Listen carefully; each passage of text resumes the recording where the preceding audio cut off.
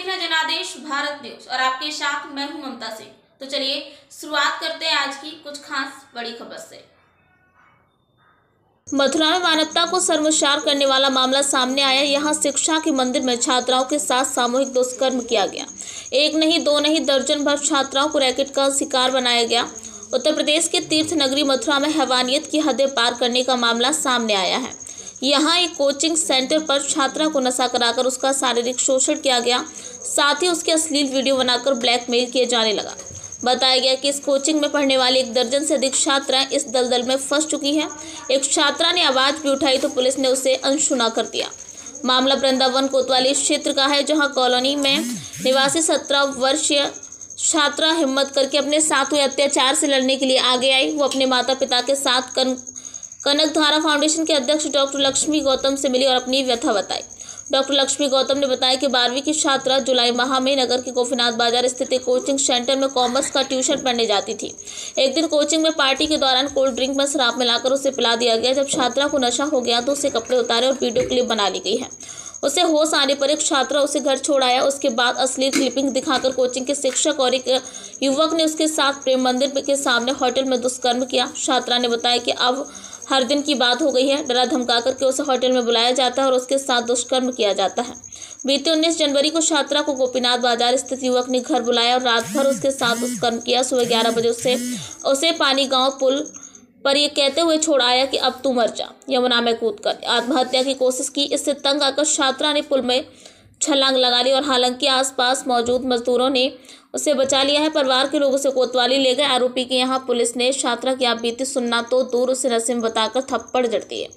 ये देख परिवार डर गया और बेटी को घर ले आया। बुधवार को उन्होंने कनकधारा फाउंडेशन के अध्यक्ष डॉक्टर लक्ष्मी गौतम से न्याय की गुहार लगाई। छात्रा के अनुसार कोचिंग सेंटर में 1 दर्जन से अधिक छात्राओं के साथ शारीरिक शोषण किया गया है। घटना हुई है और क्या है पूरा मामला? मैं सक्सेना कॉमर्स क्लास में पढ़ती हूँ और मैंने जुलाई में लास्ट में ज्वाइन किया था।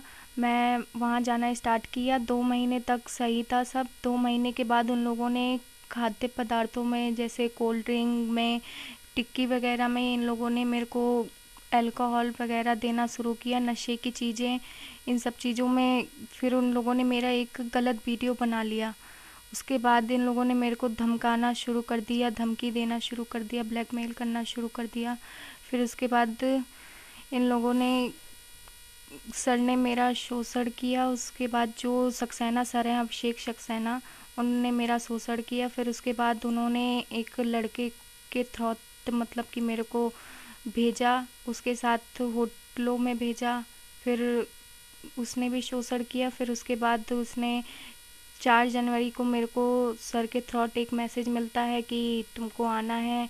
तो फिर मैं जाती हूँ तो श्री जी होटल में मेरे को लेके जाते हैं, वहाँ मेरा शोषण करते हैं। फिर उसके बाद मेरे को 19 तारीख को भी बुलाया जाता है वापस से कि आप आइए। अभिषेक सक्सेना और राहुल द्वारा मेरे को बुलाया जाता है। फिर उस दिन भी मेरे को होटल ही ले गए थे, श्री जी होटल। फिर वहाँ पे भी मेरा शोषण किया गया। फिर उसके बाद वहाँ मैं जब पहुँची राहुल के घर तो वहाँ पर उसके पिता थे, उसके बहन थी और उसके दादाजी थे। उन लोगों के सामने ही उसने मुझे कमरे में पूरी रात बंद रखा। जब मैं होश में आई सुबह 5:30 बजे तो वो लोग मेरे को घर से निकाल रहे थे बार बार, पर मैं जाने को तैयार नहीं थी। तो उन लोगों ने ज़बरदस्ती मेरे को पुल पर ले गए और पुल से मेरे को मरने के लिए बोल दिया गया और उन्होंने मेरे को ऊपर से राहुल ने धक्का दे दिया। राहुल के सामने मैं कूद गई। मेरे को सुबह 10 बजे करीब पुल पर ले जाया गया, वहाँ पे छोड़ दिया गया। काफ़ी सारे मतलब धमकाया गया था मेरे को सक्सेना सर और राहुल के द्वारा।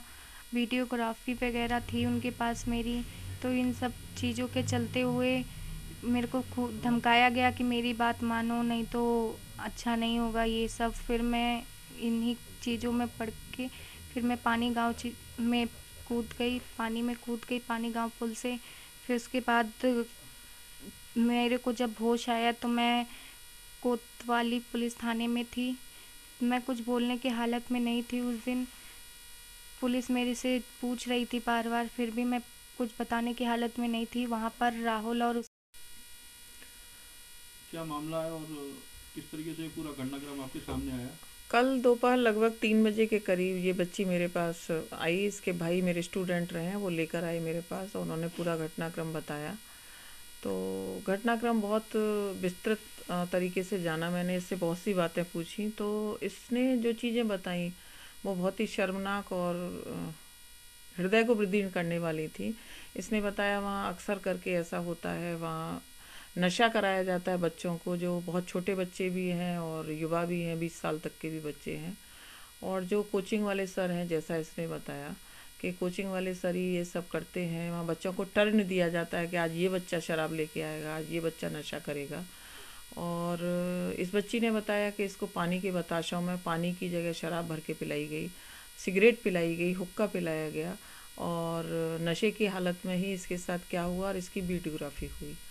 इसने बताया कि इसके बाद में इसके जो कोचिंग वाले सर हैं, जिनका नाम ये अभिषेक सक्सेना बताती है, उन्होंने किसी राहुल नाम के लड़के से इसकी दोस्ती कराई और राहुल ने इसका जी भर के शोषण किया है। मुझे तो बड़ा आश्चर्य होता है कि राहुल अपने परिवारीजनों की उपस्थिति में इसको अपने घर ले जाता है। परिवारीजनों को मालूम है कि कोई लड़की उनके घर में बंद है, उनके बच्चे के साथ में, और सुबह मारपीट के 9 बजे से निकालते हैं और वही लड़का इसको यमुना किनारे छोड़ के आता है पानीगाम पुल पर और उसे उकसाता है और ये यमुना जी में कूद जाती है। और उसके बाद इसने एक घटनाक्रम और बताया कि जब ये यमुना जी से मजदूरों ने निकाला और थाने में पहुंची, जब इसे थाने में ही होश आया तो इसे पुलिस वाले पूछने की कोशिश कर रहे थे। राहुल और अभिषेक के सभी लोग पहुंच चुके थे। तो इसने ये देखिए रात भर की पीड़ित रही, शराब के या और किसी नशे में भी इसको रखा गया और इसका शोषण भी हुआ। उसके बाद ये यमुना जी में कूदने का भी, कपड़े भीगे थे, ये बताने की स्थिति में नहीं थी। तो इसका कहना है कि मुझे सुना तो नहीं गया और मैं बता भी नहीं पाई, और ये सब तो मैं बहुत कष्ट करके और बहुत हिम्मत करके इसने मेरे सामने ये सारी चीज़ें रखी हैं। इसके परिजन मेरे पास लेके आए और इस बच्ची से बड़े प्यार से मैंने पूछा कि तुम्हें कुछ नहीं होगा और तुम ये बहादुरी का काम कर रही हो।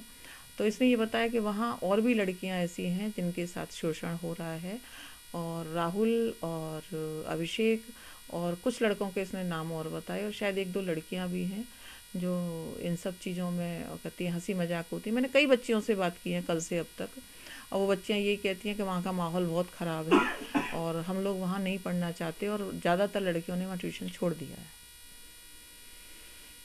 मामला प्रकाश में आया है, एक कोचिंग संचालक ने एक छात्रा के साथ में गलत काम किया है। क्या है पूरा मामला?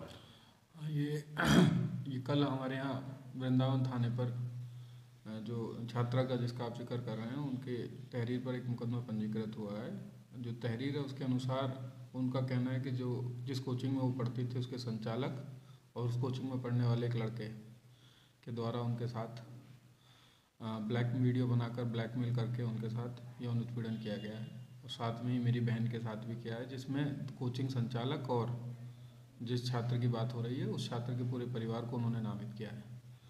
इसमें उल्लेखनीय यह है कि जो कोचिंग है, कोचिंग के सभी छात्रों ने कल आकर थाने पर अपनी बात रखी थी कि साहब इस तरह का कुछ नहीं है, और मामला जो है छात्र और छात्रा के बीच का था।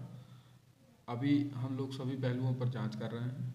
जो भी वैधानिक कार्रवाई है, जैसा कि आप जानते हैं छात्रा ने अपनी उम्र तहरीर में 16 वर्ष दी है, उसके हिसाब से जो भी प्रोटोकॉल है उसके हिसाब से जांच होकर जो सही होगा उसमें कार्रवाई होगी। क्या कोई गिरफ्तारी इसमें? अभी तक कोई गिरफ्तारी नहीं है।